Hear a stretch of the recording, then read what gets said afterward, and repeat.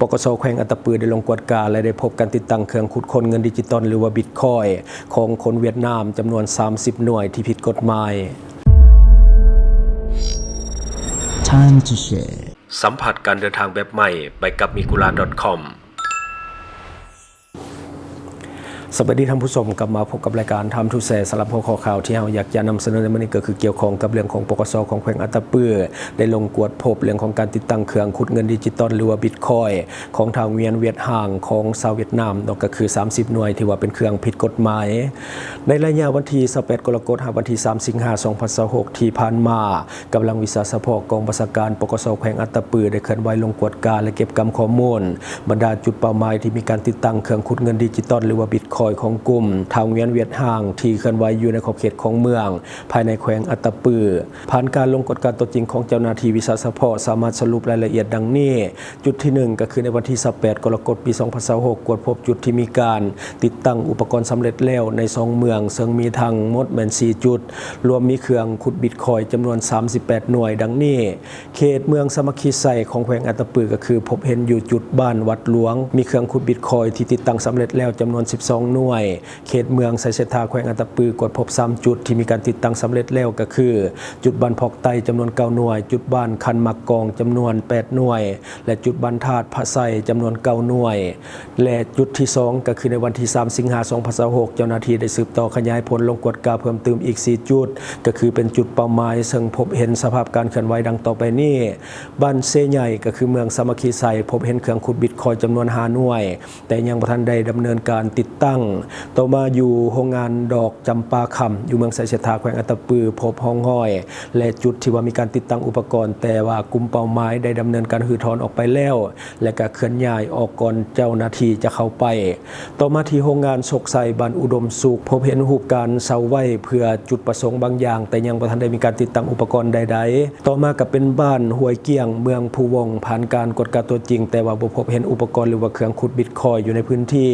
ปัจจุบันทางกองบัญชาการปกส.แขวงอัตตปือแม้ได้ขึ้นบัญชีเก็บกำข้อมูลไว้อย่างละเอียดเพื่อสืบต่อในการดำเนินกฎการติดตามและแก้ไขปัญหาดังกล่าวให้ถูกต้องสอดคล้องตามระเบียบกฎหมายและหลักวิชาเฉพาะอย่างเข้มงวดเจ้าหน้าที่ปกส.แขวงอัตตปือขอยังห้องมายังพ่อแม่ประชาชนอำนาจการปกครองบ้านและทุกภาคส่วนในสังคมจงช่วยเป็นหูเป็นตาหากพบเห็นการเคลื่อนไหวที่ผิดปกติหรือว่าผิดสังเกตให้มีการรายงานไปหาเจ้าหน้าที่อย่างรีบด่วนนั่นก็คือแจ้งส่วนการเป็นหูเป็นตาให้กับเจ้าหน้าที่เพื่อให้เจ้าหน้าที่ได้เข้าไปกวดสอบกวดกาอย่างละเอียดเนาะคือต้นนี้นี่มันมาทุกรูปแบบแท้ๆในบ้านเฮาเนาะครับพระเจ้าเองก็หากกะฮู้ว่าการขุดบิตคอยน์มันเป็นสิ่งที่ผิดกฎหมายในบ้านเฮาเพราะว่าในเมื่อก่อนข้าพเจ้าก็เคยเห็นคนฮู้จักคนหักคนแพงกันแหละที่เขาเจ้าซื้อเครื่องขุดบิตคอยน์ก็หลายล้านบาทมาติดตั้งแต่เฮ็ดไปประมาณปี2ปี3ปีนี่แหละเขาเจ้าก็รู้สึกว่ามันขาดทุนหลังจากนั้นก็ยกเลิกไปแต่ในเวลานั้นข้าพเจ้าเองบ่ฮู้ว่ามันเป็นสิ่งที่ผิดกฎหมายเนาะหากกะฮู้มื้อนี้เนาะเพราะว่ามันก็เห็นหลายคนที่เฮ็ดเรื่องของบิตคอยน์ก่อนหน้านี้เพราะว่าเชื่อกันว่ามันได้ลงทุนบ่แม่นน้อยๆเครื่องของแบบลายเนาะก็คือเครื่องมันอุปกรณ์ลายแล้วก็ยังได้เปิดแอร์ให้มันอีกแล้วก็ขุดอยู่ตลอด24ชั่วโมงบางคนก็ได้บางคนก็เจ๊งแต่ส่วนลายก็คือเจ๊งสำหรับคนในบ้านเฮาจบไปสำหรับเรื่องของบิตคอยน์บัดนี้มาต่ออีกข่าวหนึ่งก็คือเรื่องของคดีดังอัปเดตความคืบหน้า2คนลาวที่ว่าไปปูนหานคำอยู่จังหวัดเชียงรายของประเทศไทยเจ้าหน้าที่ไทยได้เปิดเผยแผนการที่โจรใส่ปูนหานคำในอำเภอเสียงของจังหวัดเชียงรายของประเทศไทยโดยผู้ก่อเหตุได้จอดเรือรอท่าอยู่แคมป์แม่น้ำคองหลังก่อเหตุสำเร็จแล้วได้หลบหนีข้ามชายแดนภายในเวลาบ่ถึง10นาทีจากการสืบสวนพบว่าหลังข้ามแม่น้ำคลองแล้วผู้ก่อเหตุก็คือได้เปลี่ยนไปใส่รถโตโยต้าแคมรี่เพื่อเดินทางมุ่งหน้าไปยังแขวงหลวงน้ำทาของสปป.ลาวความคืบหน้าของคดีสิงหานคำภายในห้างโลตัสของอำเภอเสียงของจังหวัดเชียงรายของประเทศไทยที่เกิดขึ้นในวันที่4สิงหาคม2026ที่ผ่านมาผู้ก่อเหตุสามารถสิงเอาคำรูปพรรณ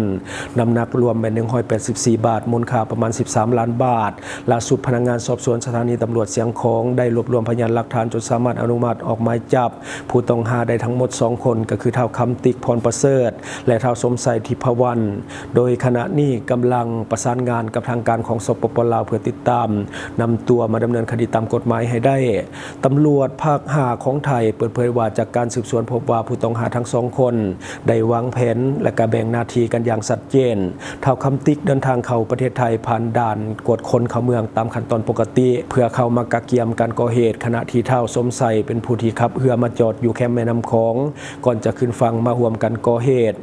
หลังจากก่อเหตุสำเร็จผู้ต้องหาทั้งสองคนได้ขี่รถจักรหลบหนีออกจากจุดเกิดเหตุก่อนนำรถไปทิ้งไว้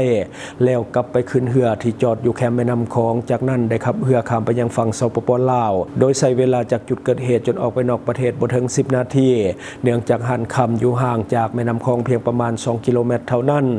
ผลการสืบสวนยังพบว่าหลังจากข้ามมาฮอดฝั่งลาวแล้วผู้ต้องหาได้ใช้รถ Toyota Camry เป็นพาหนะหลบหนีต่อไปยังแขวงหลวงน้ำท่าซึ่งอยู่ภาคเหนือของลาวซึ่งอยู่ห่างจากชายแดนไทยและลาวประมาณ200 กิโลเมตรขณะนี้ตำรวจไทยได้ประสานงานอย่างใกล้ชิดกับตำรวจและก็หน่วยงานความมั่นคงของสปป.ลาวทั้งในระดับส่วนกลางและระดับพื้นที่เพื่อเร่งติดตามตัวผู้ต้องหาตำรวจเสียงของระบุว่าผู้ต้องหาลักแม่นเฒ่าคำติกพรประเสริฐโดยเจ้าหน้าที่ยืนยันตัวบุคคลได้จากข้อมูลหนังสือเดินทางของสปป.ลาวประกอบกับพยานหลักฐานอื่นๆในวันเกิดเหตุผู้ต้องหาได้สวมเสื้อฮู้ดสีแดงซึ่งเป็นหลักฐานสำคัญที่เชื่อมโยงกับภาพจากกล้องวงจรปิดและพยานแวดล้อมนอกจากนี้เจ้าหน้าที่ไทยยังได้ขอความร่วมมือจากทางการลาวเพื่อรวบรวมพยานหลักฐานเพิ่มเติมรวมทั้งการตรวจสอบเสื้อผ้าที่คาดว่าใช้ในการก่อเหตุซึ่งมีข้อมูลว่าพบอยู่แห่งหนึ่งในแขวงหลวงน้ำท่าแต่ยังบ่พบหลักฐานการลงทะเบียนเข้าพักพร้อมกันนี้ยังตรวจสอบรถ Toyota Camry สีขาวป้ายทะเบียนวก1222นครหลวงเวียงจันทน์ที่เชื่อว่าใช้เป็นยานพาหนะในการหลบหนีโดยมีข้อมูลว่าเป็นรถที่ยืมมาจากญาติพี่น้องในเมืองห้วยทรายจากการตรวจสอบข้อมูลจากด่านกวดคนเข้าเมืองพบว่าเฒ่าคำติกเคยเดินทางเข้าออกอำเภอเสียงของหลายครั้งโดยส่วนใหญ่ใส่ด่านทาวรความมิตรภาพลาวไทยแห่งที่4ก็คือเสียงของห้วยทรายแต่ในครั้งก่อเหตุได้เลือกใส่ด่านท้องถิ่นท่าเรือซึ่งเจ้าหน้าที่กำลังตรวจสอบพฤติกรรมและก็เส้นทางการเดินอย่างละเอียดพร้อมกับขยายผลสืบสวนไปหาผู้ร่วมกระบวนการที่อาจจะเกี่ยวข้องพร้อมกันนี้ตำรวจไทยยังได้ขอความร่วมมือไปยังห้างคำโรงจำนำต่างๆและผู้ประกอบการห้างค้าทรัพย์สินของมีค่าสูงโดยเฉพาะในเขตชายแดนให้ช่วยสังเกตความผิดปกติหากพบผู้นำคำมาเสนอขายในราคาน่าสงสัยขอให้แจ้งเจ้าหน้าที่ทันทีทางการยังระบุว่าหากพบการทยอยนำคำออกมาขายจำหน่ายอาจจะมีการพิจารณาตั้งเงินรางวัลให้แก่ผู้แจ้งเบาะแสที่นำไปสู่การจับกุมได้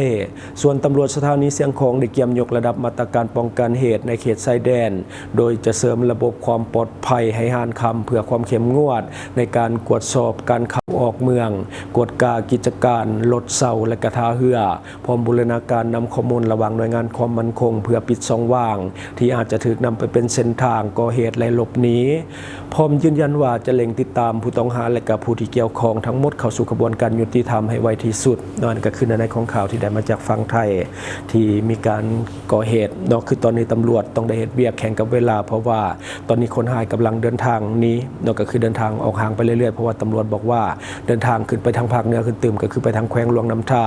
อาจจะมีการคายคำเนาะก็คืออาจจะแบ่งคายเพื่อที่จะเอาเงินมาแบบใส่หรือบ่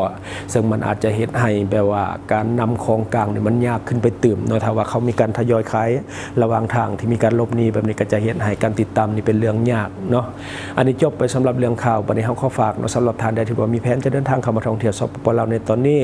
ถือว่ากำลังดีเพราะว่าแหล่งท่องเที่ยวกำลังกลับมาคึกคักแต่ว่าอย่าลืมเนาะศึกษาข้อมูลก่อนที่จะเข้ามาเพื่อป้องกันเรื่องของมิจฉาชีพที่จะเอาเปรียบท่านหากท่านบ่มีข้อมูลเพียงพอ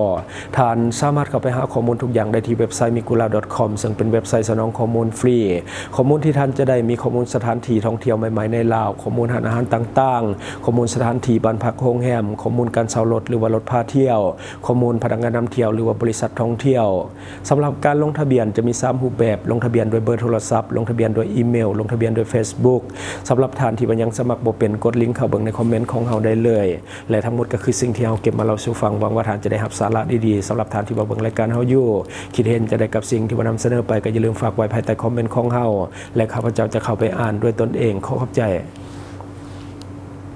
อยู่เมืองลาวใช้แต่เงินกีบลาวและส่งเสริมผลิตภัณฑ์ภายในเพื่อลดพรการนำเข้าสินค้าและแก้ปัญหาเงินตา Subscribe for more video